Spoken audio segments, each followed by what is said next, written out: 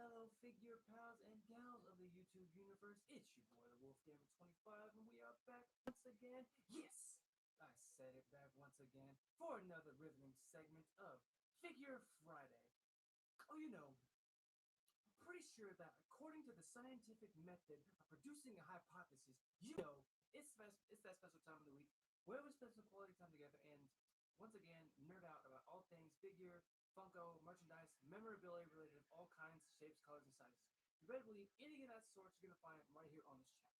Now, before the holiest moments, I would very much like to say that I hope you guys are having a great evening. I hope you guys had a great day. For those of you guys who are dealing with anything like this pandemic, because I understand it's still getting worse out there, and we all need to do our part to make sure that we're all staying safe.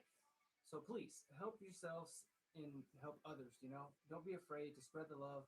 And like, I'm not saying like panter it or anything, or like shove it in people's faces or whatever. Just like spread the love. Don't spread the hate. Spread the love, because we all need to come together as a universe, as a world, to help everyone like beat this sickness, because it's still getting worse out there, folks. Really. But and once again, I want to say thank you for joining me this evening. But if you haven't already, please do me a boy a favor and go grab something to eat, something to drink, a snack if you'd like to, because I want you guys to feel as at ease as possible. And no need to worry about me, folks. I I have something to drink with me right here.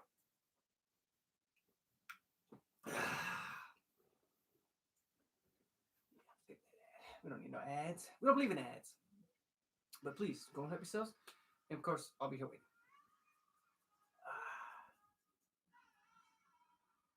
Is that Gorillas? Oh, lovely. It is Gorillas. I love this band. But again, all of the music that you guys are listening to or hearing, I own no rights to it. None of the lyrics, none of the beats, none of the characters used in the shows, of the music videos, none of that. It all goes to their productive artists and the people who claimed them before I did, honestly. But please, go and help yourselves, and I'll be here waiting. Okay. Sweet.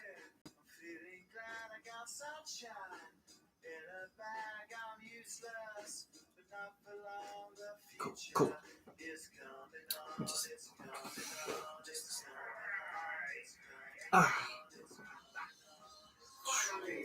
Okay. Okay. You guys good? I mean, are you guys really good? So I want to make sure you guys are keeping safe and make sure you're doing your parts to, help yourselves to keep safe from the COVID, because it's getting worse out there again. And really, it really is getting worse out there.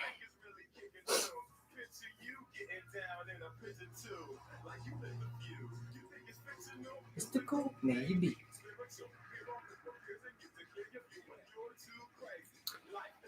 Let me get straight. Alrighty then. Oh yeah. But I want to say we have already hit the 3-minute marker, so we're going to go ahead and get started. I want to say hello and good evening for those just joining me, or if you're watching this as a highlight, I hope you're ready, because tonight's Figure Friday videos, we will be introducing 2 new figures, one old, one new. Well, basically one old age, one new age, something like that, And both of them are flying in from the world of Sith Lords, Jedis, and electronic trash cans that seem to make strange beeping noises when they're being shot at. That's right, folks. Tonight we are taking a trip into the world of Star Wars to introduce a very gifted craftsman and a smuggler who turned into a hero. But before the holiest moments, I would very much like to share this shirt that I'm rocking tonight, folks. It's brand new. I just got it, and it's as you can see, it's a tiger.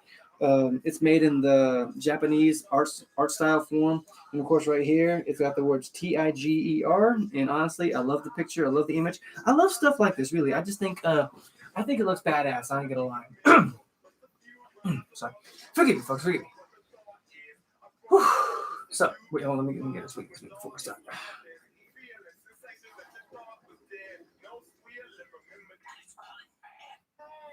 Oh, goodness. Just make sure, no massages. Okay, now, First up, I thought that we can go ahead and introduce the new school since it's the more recent part of this particular series that we're talking about tonight. We're introducing the first individual that comes bearing more than just a very good skill and ingenuity and basically like a master craftsmanship. And first up, we're going to be heading to their shop. So please, ladies and gents, give a big Wolfpack welcome to the Armorer. That's right, folks. The master crafter of the Mandalorian series on Disney Plus series has decided to join my pack. Now, granted, I'm not trying to steal her away from like the way of life that she had been adopted and born into. No, no, none of that. Um, she has graciously decided to make armor for us this fine evening. But before all that, and before we size up and everything, and so we battle up for armor or armor up for battle, why don't we just get into a little bit of her history? So please, just gather around. Everybody, please gather around, and I'm gonna get her out of there because I thought ahead this time and I cut the devil's tape, which I'm so thankful I did. Heck. Mm-hmm. Two. Yeah, they put 3 tabs on this one. They really didn't want her getting out.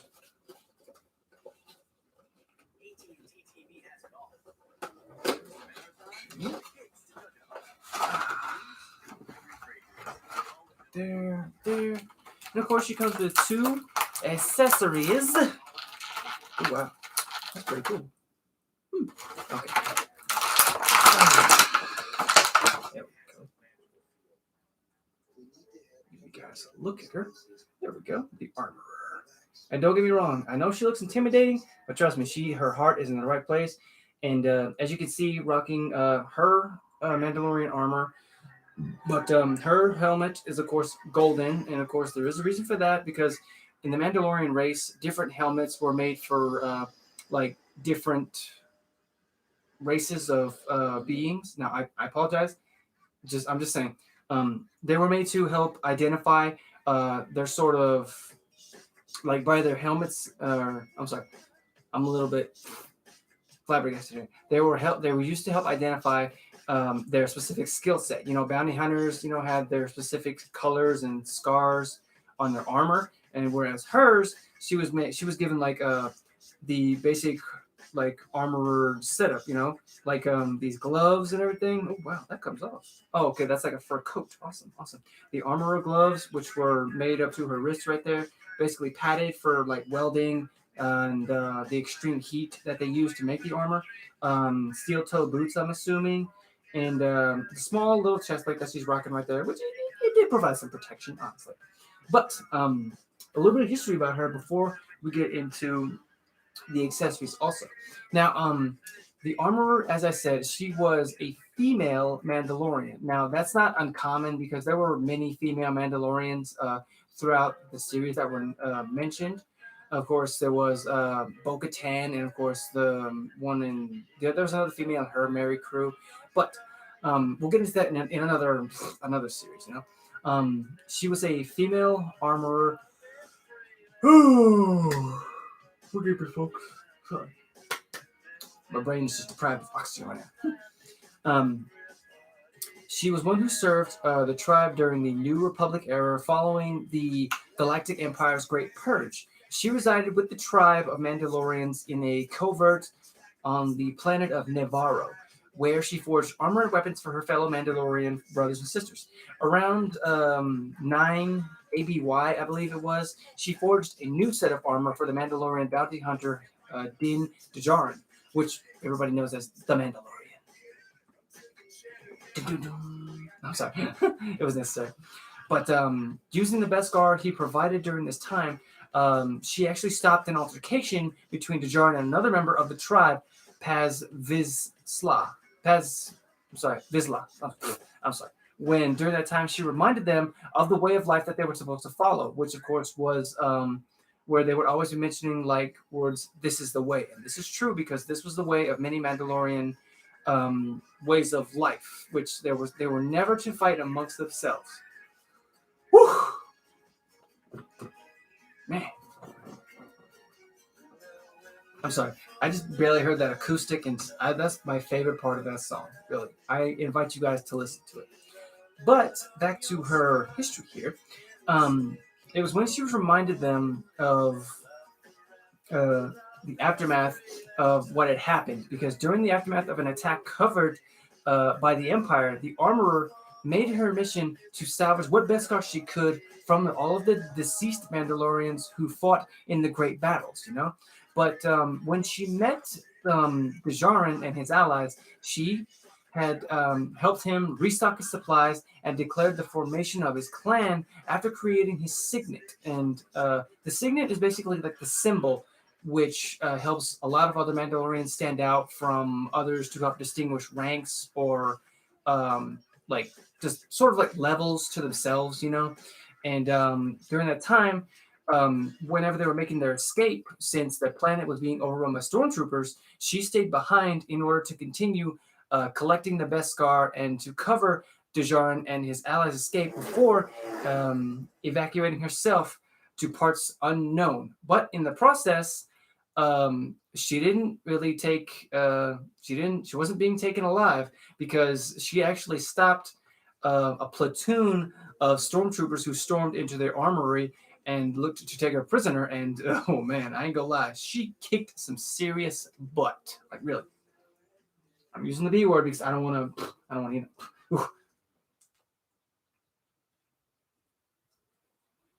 I see. Okay. Yes. I know. Yeah, Amber Alert. Well, I hope they find her. I really do. Okay. Now, what I was talking about here is a few accessories, given, of course, by that are basically standard to be an armorer of the Mandalorian race. What's an armorer maker without the trusty hammer? This, of course, is mainly made to fine tune the flat parts of it, the more bulky parts to help it smooth out the chest plates and to make it for feeling like a lightweight feel. And of course, she would also need her pliers. That's right, folks, are her tongs. Basically, this was used to pull the Beskar parts out of the fire that were basically used to forge all of the Mandalorian armor that you guys have seen. Yes, that does include the armor of like Boba Fett and Jango Fett, which is very still cool. Sorry about the noise, folks. I do apologize. Okay. Now,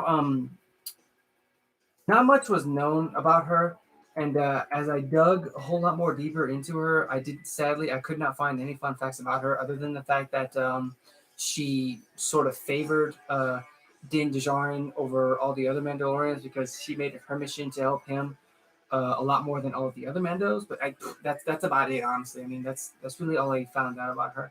I do feel a little bit upset because that is all I found out, but that's okay. It's not to say that she's not an awesome character in the series. Again, I highly recommend it because it is a great series, and I'm happy they made 2 seasons to it. Because the second season honestly blew me away, especially the last episode. I'm not gonna spoil nothing. I do apologize if I did, so please bear with me, folks. Bear with me.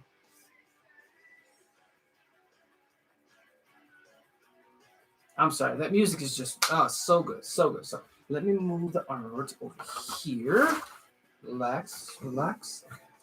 Oh wait, not the instructions. Not that I need them much. I really don't know why.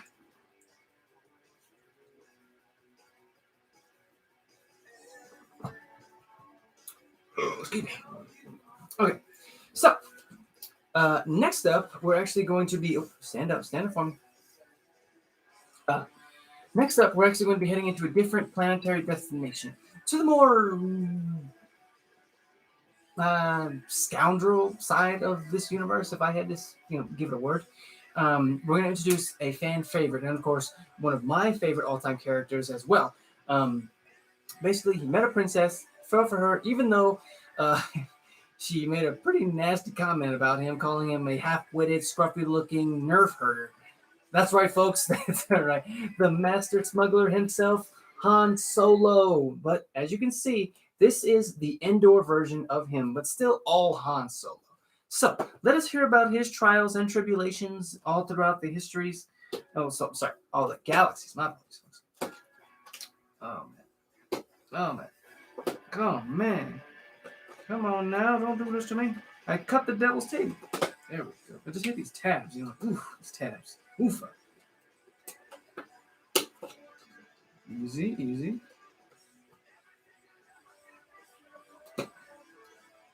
Come on, Ethan. Come on. You can do it. Come on, come on. Man, I really don't want to rip this. Go. Hmm.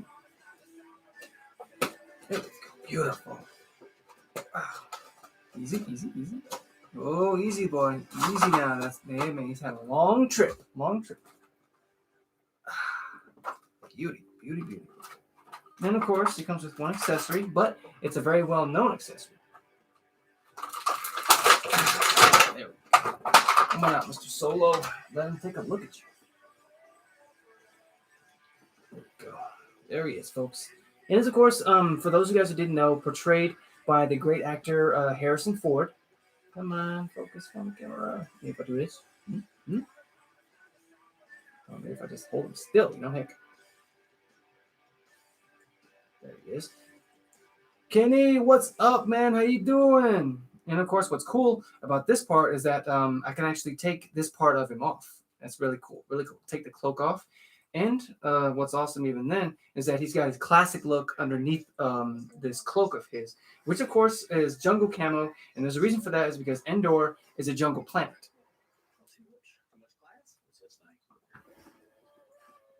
Ah, I see.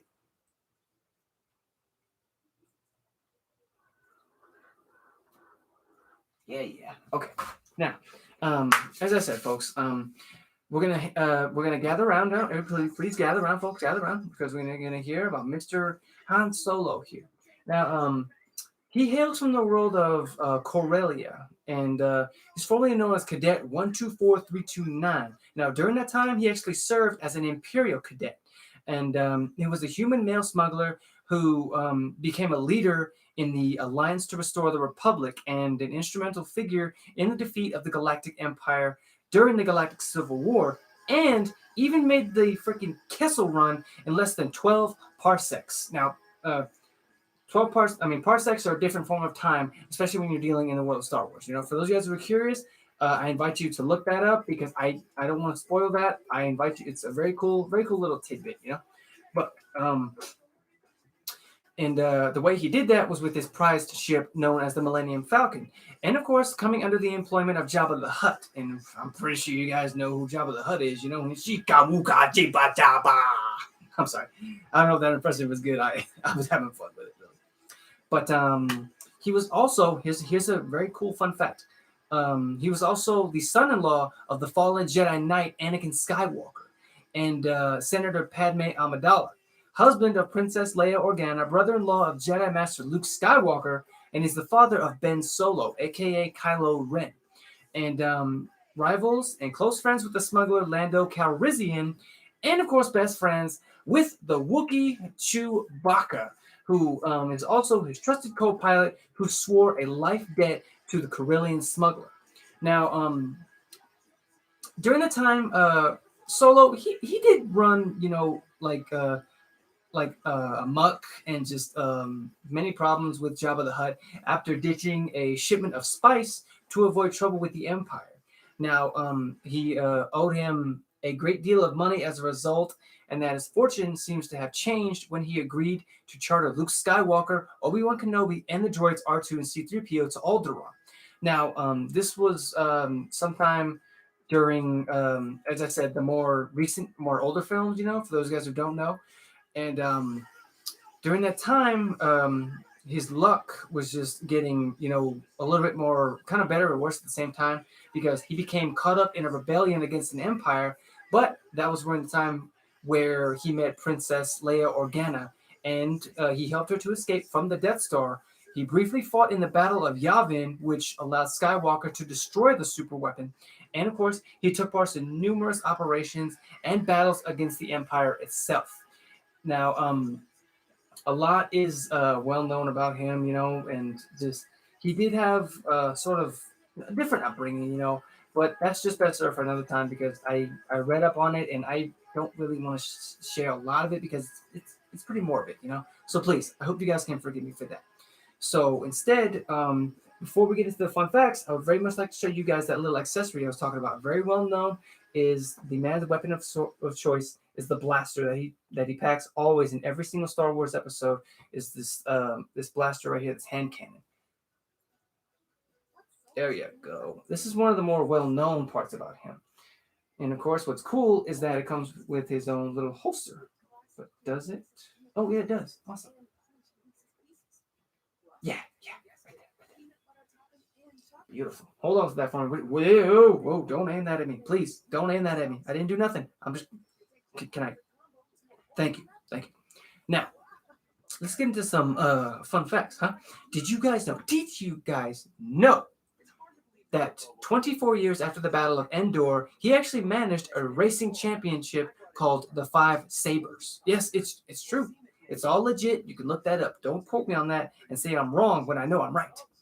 And also, the famous line, I know, wasn't actually in the script. Harrison Ford actually improvised that line, and it stuck throughout the whole movie series. Now, for those of you guys who don't know, that part was when Han Solo was actually captured, and he was in the process of becoming frozen in carbonite. And during the time when Leia had to stand there and watch it happen, she said the words "I love you," and Han said, "I know." And honestly, that wasn't in the script. That was one of the more little tidbits that Harrison Ford had actually introduced into the movies. And the director, he loved it, so he let it stick. And probably the coolest fact that I found out is that the character of Han Solo actually had a very heavy inspiration for a lot of other actors, like Chris Pine, who played Captain Kirk in the newest, or in the 2000s version of Star Trek, as well as Chris Pratt, who is actually very well known as Peter Quill or Star Lord in the Guardians of the Galaxy, who said that Han Solo had a major influence on their characters and a heavy, heavy inspiration in which they gave them inspiration to want to be their own characters in space. And of course, they wanted to be Han Solo too, but they didn't make the cut. But that's not to say that they're not great actors. Really, Chris Pine and Chris Pratt, they're also great actors. I've seen all of their films, and they're just amazing. Really. Whew.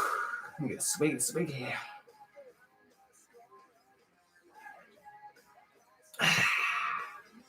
I love it. But I am going to go ahead and end the stream right there, folks. I want to say thank you to everybody who came out to see me tonight. I will be streaming later on tonight. I did get a request to play with another close friend of mine, so I'll probably be playing some Modern Warfare, and I do hope to see you guys there. But hey, if you can't make it, I still appreciate you, and you're awesome, and you are breathtaking.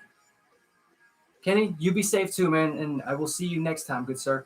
And until next time, guys, please feel free to hit the follow button here. Feel free to sample either this video or this video if you would like. And until next time, guys, stay safe, stay awesome, stay weird, stay yourselves, and be zen, huh? Peace.